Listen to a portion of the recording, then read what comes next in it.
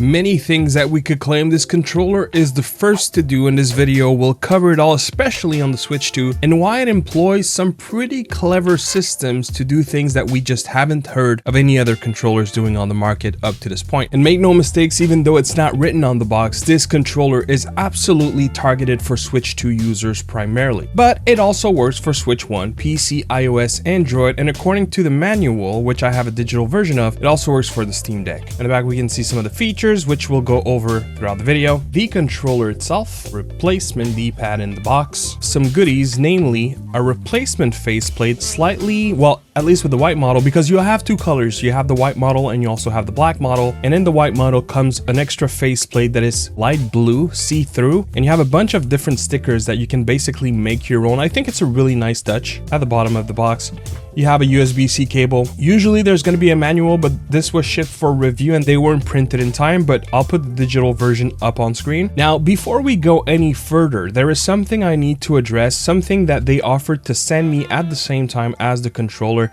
is a replacement faceplate that was printed by my design. So essentially, I sent them the image I wanted printed. At this point in time, they are not offering this service. This was really just to showcase the ability, the possibility. I don't know if they plan to offer this, if they plan to have pre-made specific faceplates to sell. And let me show you the faceplate that they sent me, which is this one right there. The print quality is really good. I think it came out super nice, exactly what I had sent them, super well centered. So they did a phenomenal job. Thank you very much for sending this faceplate. And like I said, I don't know if they'll make that a regular service. I would hope so, because I think a lot of people would want to have something custom made. The one question is, how much is it going to cost? How long is it going to take? And what happens if people try to cancel, right? We have two options of D-pad. Of course, we have the regular cross. We also have a dish top. Mechanical, very nice feeling. And with, I'd say, mid to low travel, they feel awesome. Honestly, that's a very nice face button. They're flat and they're a little matte. They feel great. We have TMR sticks. We don't have metal rings or anything like that. We also don't have necessarily an anti-skid, but they glide very nicely. And looking at the stem, it seems like the stem is it has a little bit of sheen to it. So I would assume that even though it's not a metal ring, it's probably treated to glide easily, because it glides just like if there was an anti-skid. And if I remove the faceplate just to show you guys, I cannot remove them. So they're really like under that little socket here. The D-pad, on the other hand, I don't dislike it necessarily, especially with the dish, because it has a fair amount of travel, but this is obviously a tactile D-pad, but I think it's a tactile with some kind of unit on top. Like, yeah, I'm pretty sure we're gonna have adjacent clicks on this one. The white one might be more to your liking as well, but yeah, you have the option, and this is flat with the arrows are notched into the D-pad itself. It's not printed. You really feel them. And at the top, you have a little room here to insert your nail to easily take it off like this. Bumpers are probably one of the best tactile bumpers that is. This is very obviously tactile, but man, that dome switch feels good. It feels so close to a micro switch that I'm wondering if I'm even wrong about this, man. Some bumpers have been getting a lot better lately, honestly, and they click from everywhere. They sound super nice. It's not gonna be your quietest controller, and I'll show you guys during the audio test, but as far as just the feel of the bumpers, they feel great. And probably some place where a lot of people will be disappointed with digital triggers. You don't have the analog value, so very satisfying micro switch. Honestly, I can already tell you just from the ergonomics and the feel, this is my favorite EasySMX controller ever. And EasySMX, if you watch this, you need to release a symmetrical version. I think a lot of people would buy this just for PC. It really feels phenomenal. You have two back paddles as well. These are tactile. They remind me a little bit of the way that gamesters do back paddles. These are some of the best executed back paddles I've also felt on an EasySMX controller. They feel really nice, and they're like easy to have your fingers rest on them without accidentally pushing them. But if you want, you just like kind of brush your finger from the inside and it comes clicking. Very nice back buttons. The USB-C, no 3.5mm jack. You do have the ability to switch between a switch mode and X input mode, and we'll test that later. And we have mode buttons for things like turbo, mapping your back paddles, and everything. Here we have the capture, the seat button, and the home button. Now, there is no software with these controllers, but there are a couple of things that I'll show you. And to do that, let's bring up the switch to. Okay, so first of all, to power the device, what you want to do is just hold the button here, the home button, and it'll power. And you see some nice RGB that we have here at the bottom as well. And there's also a LED behind, which is the actual EasySMX logo. Of course, you don't see it because of my faceplate. Also, based off of the mode that you put it on, the EasySMX logo will change colors. So right now it's white, kind of light bluish, at least on this model. I was gonna say goes red, because yesterday when I tested it, it was red, but after a firmware update, I guess they changed that to a bright blue. To power off the controller, you want to hold the home button a couple of seconds and it'll close it. And if you want to put your controller in pairing for the first time, you want to hold that power button. So what we'll do now is pair with the switch 2. So I'll hold it. And then immediately that paired. That was very quick. So one of the things that this controller does, the ability to power up the switch. So with the switch now being closed, if I hold home, it'll power the switch, but it may take a second or two to connect to the switch. So it's like a 2-process kind of thing. Once we push A, we are now in the main screen. So there's something I want to show you guys, potentially going to make a little bit of controversy. When they first announced EasySMX S10, they touted the fact that it had a C button. I find that they kind of leaned back on the marketing and they don't really advertise it all that much, but it still works. It just doesn't work in a way that I think most people would assume. So let me show you. Say for example, right now I'm in Donkey Kong Bonanza and I want to push the C button right here. Here's what happens. Essentially, what the C button is it is a macro. It is a macro that will just do the operations for you to go on the C button in the menu based off of where it usually is. And to prove that, if I was to push the C button again, look and see what happens. It just repeats the macro. A little janky, if we're being honest. Like, as long as you push this from a game, it's always gonna work. But if you do it with a native Nintendo controller, what happens really is that a menu comes up in the game. So it's not exactly the same result, it's not exactly the same outcome. However, as janky as this solution is, I still honestly want to applaud EasySMX for coming up with this solution, because it is a solution nonetheless. And if you play, for example, Mario Kart Online and you push that button in the middle of a race, for example, you still have a couple of times to go back to your game and not get disconnected. It is a solution that is fully functional, albeit kind of janky one. You do have the capture button right here, so that doesn't change. But when we hold the M button in the back, for example, if I do, let's do say ZR, okay? So if I hold the mode and I push ZR, now I just activated turbo. So as you can see, Donkey is constantly gonna try. And if I do it again, now I just activated auto turbo, so it does it for me without me pushing anything. And if I do it one more time, it removes that feature altogether. And with that M button that is in the back, you'll have a couple of things that you can do like I just did. So let me show you a couple more. Right now, my back paddle does the right D-pad. So if I hold M and push the back paddle and hold it for a couple of seconds, you'll notice that it is now ready for new input. So if I just push M again, the back button, I'm sorry, you'll notice that nothing happens. This is how you wipe the value on your back button. But if I hold it again and I do, for example, let's do right D-pad, but let's do it twice and push it, you'll notice that it does it twice as well and respects the timings that I did. So essentially, this controller has macro function. But if you just want to do, say, one button, we hold M, push the back button for a couple of seconds, and then we do, let's say, B and push it once. Every time I push it, it's gonna do B. For example, if I wanted to do L and R at the same time, we can also do that. So I'm gonna push B, push the back paddle, do both keys, and push it again. And now every time I push the back paddle, you'll notice that it now does the two buttons at the same time. So the two values are now considered one button because I mapped it that way. You can also address your RGB. So if you push the M button twice, now we are in RGB adjustment. So doing left trigger, so we can do the left trigger up or down to change different modes. While we are in the RGB settings mode, you can also click your left stick to change to different brightness. And if you are on a solid color, so that's the solid color, you can do left and right to change the solid color that you want on your controller. And when you're ready to leave that mode, you just tap M once more, and there you go, you're gone. and your RGB will no longer change. I'm gonna leave it up right now because this video is bright enough as it is and very blue. Okay, so there are a couple more things that we can do. We can do calibration, which I'm gonna do at the moment. We wanna hold minus, plus, and B. So now it just vibrates like this. We can rotate both sticks, do at least 3 full rotations or more. And once you're done, you want to leave it on a flat surface because it will also calibrate the motion sensor. And then you want to hit B once to let them know that you are done calibrating. And as you can see, there is gyro on this controller. You can absolutely control donkey that way if you wanted. And the gyro is very responsive, at least in the Switch, works really well. When you're charging the controller, there is an indicator that will flash red if it is charging, or it will turn green if it's fully charged, only when the controller is powered off. Another thing that this controller has, and would be a first if ever it is the case, is according to their listing, the NFC is part of this controller. I will assume that it's going to work fine on the Switch 1. What I don't know at this point in time is if it'll work on the Switch 2. I have my Switch 1 OLED here. Let's confirm that. And I paired it. Yes, it can wake up the Switch 1, so that's fine. And let's take this opportunity to go test Amiibos. So it does read it fine.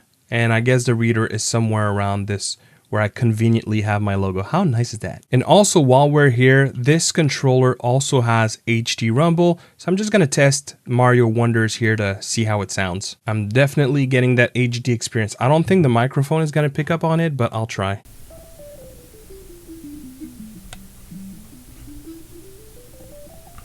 We definitely have a proper HD Rumble here. And going back to Amiibos to go full circle, I don't know if this is gonna work. It'll be a first if it does. Yeah, no. So to be fair, oh geez, it does work. Really? Okay. That's the first time I see a non-licensed NFC work. So it does. I guess it just took a minute, but it definitely does. GG EasySMX. So it works for Amiibos as well. And so to circle back to HD Rumble, it is, especially Donkey Kong Bonanza, if you played that game, you know that HD Rumble is essentially a must, because regular rumble on this game feels so obnoxious and so just unplayable. So essentially, if you don't have HD Rumble, you probably will have to remove Rumble. It gets so shaky, so noisy. It's just not designed to be used with anything but HD Rumble. And so this is a pleasant experience. It's very subtle. I can move Donkey Kong and I'm feeling the nuances of his movement and what I'm doing, much like if I was playing with a regular HD Rumble enabled controller.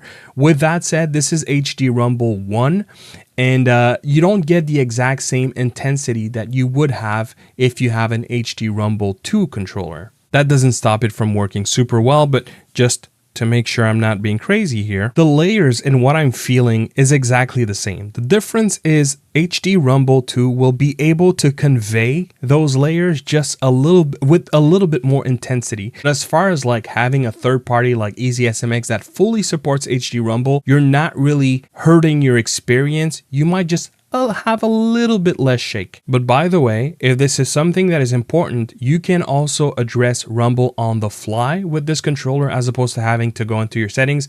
And what you want to do is hold the M button in the back, and just as you hold it, do the left trigger up or left trigger down to change the intensity. So I don't know if I can have you here. My point is, you probably have heard the motor just now. It can get really loud, but when I'm playing like that, you're not getting that obnoxious vibration. So it's really a good quality rumble. All right, let's move to audio tests and just do the overall string of tests that I do on my videos.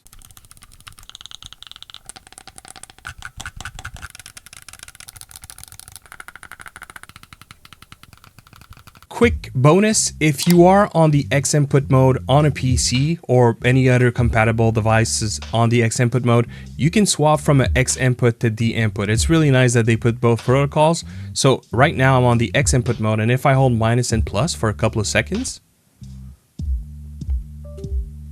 it'll switch to the D input mode. So this is fully supported. And while we're on the subject, and to temper everyone's expectations, the D input mode is very bare bones. We don't have any gyro support, any vibration support, or the extra back paddle support. As you can see here, if I push the back buttons, it's not an extra button. If it was, it would appear right below here. So that means that it is just everything that's happening on this controller happens on board. Unfortunately, they're not natively supported. The input is there, but the implementation is weak is what I'm trying to say. Back to X input with stick tremor, as you can see, we do have a little bit of it. Based off of the resolution, that might have zero impact, but just know that it's there. Axis snapping, there is zero snapping at all. Stick snapback, we do have some, but actually it's a little less than usual. So maybe there's a little bit of correction here, but not too much. But yes, it is there. Circle error, as far as I know, we only have raw, and this is looking very clean. I feel like it's a nice in between from raw and corrected. I really like what we're seeing here. Now, if I try to wiggle the stick just a little bit, nothing is happening. So there's got to be a little bit of inner dead zone, but the stick feels so floaty. It's really not a big impact. It's extremely minimal, all things considered. As for gap dead zone, based off of what I assume the step resolution is, I don't think we have any on this controller, but we'll confirm in a second. And for outer dead zone, we do have a little bit of it. So they give us a little more range than the sensor. And you know, the more I test controllers, the more I actually like that a little bit better. If it's tweaked to perfection, I most certainly don't mind it, but I'd much rather have this and have a little bit of play, just, you know, for longevity and durability. Stick tension, we're looking at 70 TGF. That's a fairly high tension, but they really do feel floaty. They really do feel nice. As I suspected, the step resolution, we are at 0.001. D-pad with diagonal focus, very, very, very nice. I'm telling you, those, like, I'm not a big fan of tactile switches, but these, they feel quite good. And as long as I position myself nice, and of course, I tend to prefer the dish, it does do a good job. I wouldn't say it's flawless, but it's good overall. Rolling test, of course, it's super easy, but you can see that there's a risk for accidental inputs. It probably wouldn't happen with the cross style. You know, with the cross style, it's fine. Using the dish, because it is prone to adjacent directions, it can definitely happen. And of course, that test is going to be super easy now.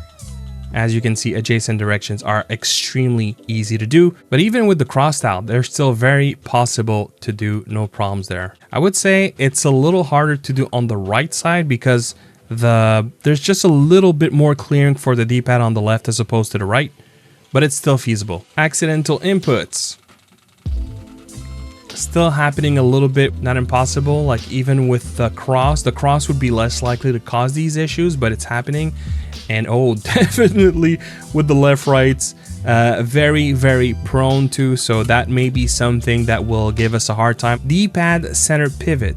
I wouldn't say that there is, like, you do feel a flex. And I think the flex is part of the design. It's not the housing flexing. There's definitely a flex, but I wouldn't call that a proper pivot. And it's really impossible for me to push down on it without activating one of the keys somehow. You do have to apply a fair amount of pressure for it to push down, but once you do, it's super duper easy to control from the center. Trigger, there's not much else to say. These are digital, so I'm gonna skip the trigger test for this one, but they do feel amazing, and I don't really feel dampening, not that it would need any. This is a button, this is a micro switch button proper. So, you know, hair trigger, you could consider this as having one at all times. You can't go the opposite way, but they really do feel good. I like how they're also elongated. Honestly, a super well executed triggers for shooters or for just switch and switch 2 is going to be awesome with those. Definitely not going to be the stick for me. The big issue being, well, a mix of two things. They feel amazing. That is not the problem, okay? They really, really feel good. But they obviously do not have a linear curve, I'll say this much. I would say it's an aggressive curve, so you ramp up super quick at the beginning of your stick.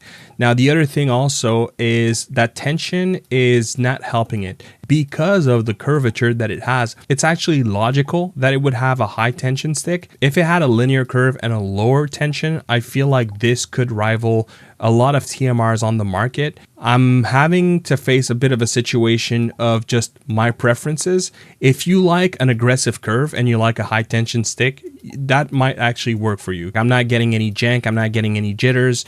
It's really just, to me, it's too aggressive with too high a stick tension. That's just, or actually, one thing that might work really well with that controller is if you use risers. Risers might do very, very well for this product. Well, at least on the last one, my score improved a little bit, but yeah.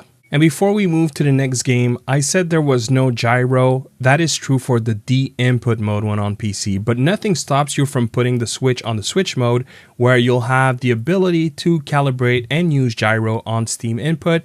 And the other thing I was trying to hint earlier for the LED, I was hoping that it was going to be addressable. It does not seem to be the case. It's a little unfortunate, but not the end of the world. All right, let's move to the next game. I had a user request that I change sides.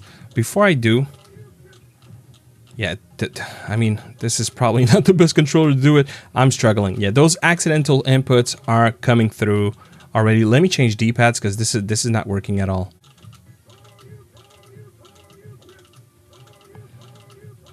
At least that reduces the risks of it. It seems to be better with that.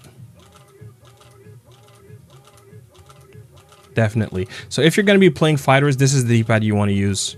And there goes your test on the other side as well. I expect this is going to be tough because honestly, it was not easy to do with Street Fighter. I was getting a lot of accidental inputs, but let's see.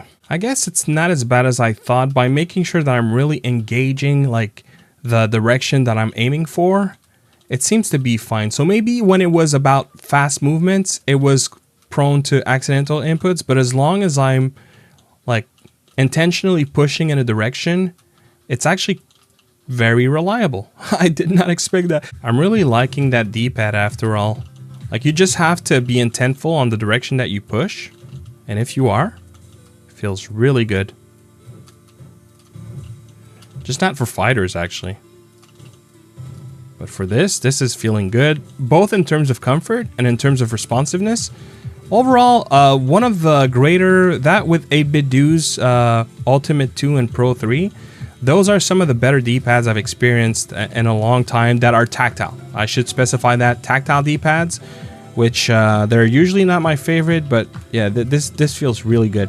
And then last but not least, and we have performance. And the numbers here, quite frankly, I'm happy with. Most of what I'm seeing here, I expected. There are no surprises, nothing that disappoints me. I think it just comes down to having the right expectations. That was not a controller that was going to build to demolish performance. Oh, and also, if you're not seeing dongle, that's because it doesn't come with a dongle. So again, it's really a Switch 1, Switch 2 controller that can also do very good at PC. All right, let's move towards the conclusion. So I'm not going to beat around the bush. This is personally my favorite EasySMX controller ever. I think this is a controller that is extremely well executed and also absolutely fair with pricing, which if you pre-order now, you can get it for $49.99, and I'll have a code in the description where you can get an extra discount, plus it'll kick a commission back to the channel, which will help. Thank you for considering using my code. If you order it after the pre-order phase, it is $59.99. And it is absolutely worth every penny. I mean, yes, there are some janks like that C button, but ultimately it works as it should. This controller is amazing for what it's designed to do. I really think they nailed it. The ergonomic feels great. I like the texture in the back, a little bit of a grip style. Feels nice, and I also think it would do very nicely if it was symmetrical. One thing, if you're doing a lot of heavy D-pad, it is a little close to the left stick. I noticed from time to time when using the D-pad that I might feel the left stick. That is something that may bother a couple of people. It might have been a little bit better if it was a little to the right, but it wouldn't have been as symmetrical. Now the other thing that you could do as well is always change to that. Did a quick mistake here, but anyways, the point is cross-style D-pad and it's less prone to happening, so that's another benefit. But at least using the dish style, I did find myself touching the stick a little. This is one that you buy knowing exactly what you buy it for, and if it is for the Switch, I really can't think of anything as good as this one for the price point. Right now, I think it is my favorite third-party Switch 2 controller. That's saying a lot. EasySMX really hit the nail on the head with this one. They hit a home run. So congratulations, EasySMX. Easily a controller I would recommend to anyone looking for something for the Switch 1 or Switch 2, and it'll double down as an also very acceptable, very good PC controller as a whole. If you have any questions, the comment box is here for that. As always, consider hitting the like if you enjoyed this content and to subscribe to not miss any future ones. Thank you very much for watching. My name is Clef, and I'll see you on the next one. Peace.